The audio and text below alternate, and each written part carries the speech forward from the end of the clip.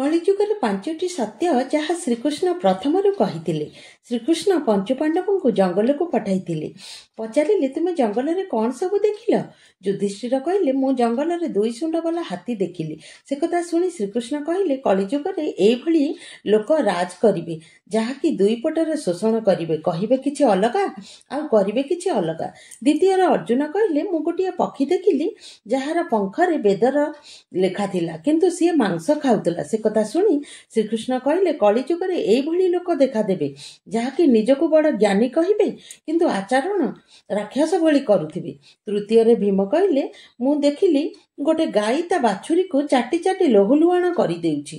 ତେବେ ସେ କଥା ଶୁଣି ଶ୍ରୀକୃଷ୍ଣ କହିଲେ, କଳିଯୁଗରେ ମାର ସନ୍ତାନ ପ୍ରତି ଏମିତି ମମତା ବଢ଼ିଯିବ ଯେ ସନ୍ତାନର ବିକାଶ କଥା ମା ଭୁଲିଯିବ।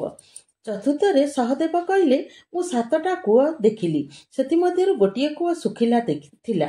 ସେ କଥା ଶୁଣି ଶ୍ରୀକୃଷ୍ଣ କହିଲେ, କଳିଯୁଗରେ ବେକାରରେ ଲୋକ ପଇସା ଅନଶନ ବହୁତ ଖର୍ଚ୍ଚ କରୁଥିବେ, କିନ୍ତୁ ପଡ଼ୋଶୀ ଯଦି ଭୋକରେ କିଏ ମରିଯାଉଥିବ ସେ କଥା କେବେ ପଚାରି ବୁଝୁନଥିବେ।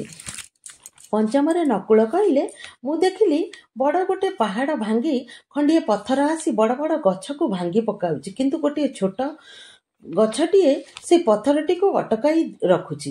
ସେଠୁ ଶ୍ରୀକୃଷ୍ଣ ହସି ଦେଇ କହିଲେ, କଳିଯୁଗରେ ଲୋକଙ୍କର ଜୀବନ ସୁନିଶ୍ଚିତ ପତନ ହେବ, କିନ୍ତୁ ହରିନାମଟିଏ ଯଦି ଯିଏ ଗାଉଥିବ ସେ ପତନରୁ ସେ ନିଶ୍ଚୟ ମୁକ୍ତି ପାଇବ।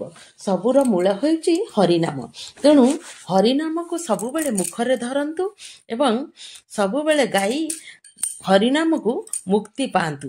ହରିନାମରେ ସବୁ କିଛି ଅଛି, ତେଣୁ ହରିନାମକୁ କେବେ ଛାଡ଼ିବ ନାହିଁ। ଜୟ ଜଗନ୍ନାଥ।